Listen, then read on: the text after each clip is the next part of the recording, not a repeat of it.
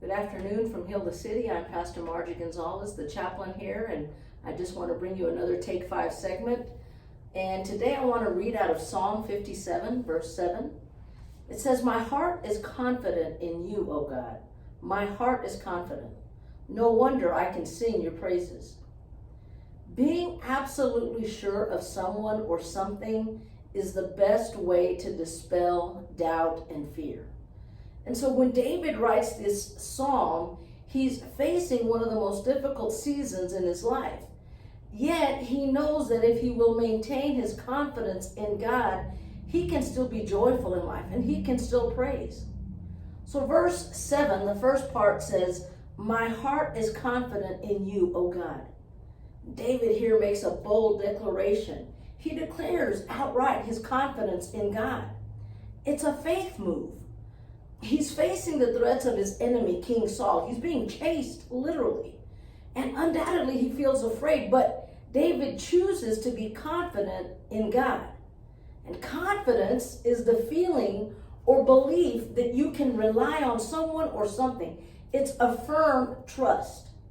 But here's the thing, confidence starts and stops with what you believe. Now, can I tell you that you can choose what to believe?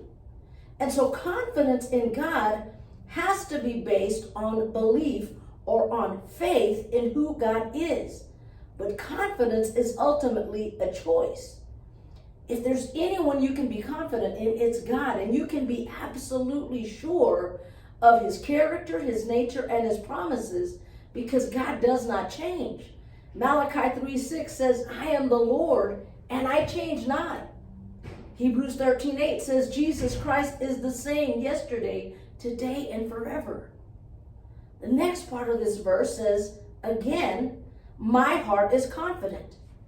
Can I tell you that if the Bible takes the time to repeat a thought, it's for the purpose of emphasizing it? It's not a typo, it's not an error, it's not coincidence. It means a thought is being emphasized. And so this is the second time we hear that phrase, "My heart is confident." And once more, David declares his confidence. And you have to remember that David is a man who encourages himself in the Lord. He doesn't need for somebody else to encourage him all the time. He chooses to encourage himself. And so again, he declares his confidence. And with this second declaration, he affirms that he doesn't doubt or waver in his trust in God. It solidifies basically that his confidence in God is immovable, it's steadfast, it's firm, it's fixed, it is unshakable. Think how different life would be if we had that kind of confidence in God. And so David here has this kind of faith that leaves no room for doubt. And I think a great example of this type of faith is in Romans 4, verses 20 through 22. It says, "Abraham never wavered." Another version say he was absolutely convinced. But it says Abraham never wavered in believing God's promise. In fact, his faith grew stronger, and in this, he brought glory to God. He was fully convinced. There it is again, fully convinced that God is able to do whatever he promises. And because of Abraham's faith, God counted him as righteous. That's the kind of faith that's life-changing. That kind of faith and confidence keeps you stable and firm in the middle of your world even falling apart. The last part of this verse says, "No wonder I can sing your praises." No wonder I can still be joyful. No wonder I can still throw out a praise in the middle of the chaos. See, David is able to give God joyful praise even as he's facing danger. Why?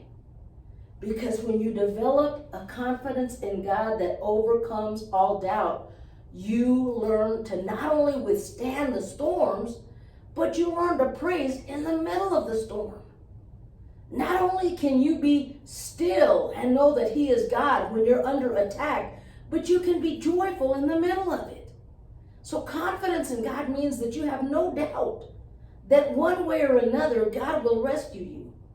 That's the kind of confidence or faith that's pleasing to God. That's the kind of faith that produces praise in the midst of problems. It produces joy in the middle of chaos and in the middle of confusion. So the question today is, will you choose to be confident in God today in your circumstance? God bless.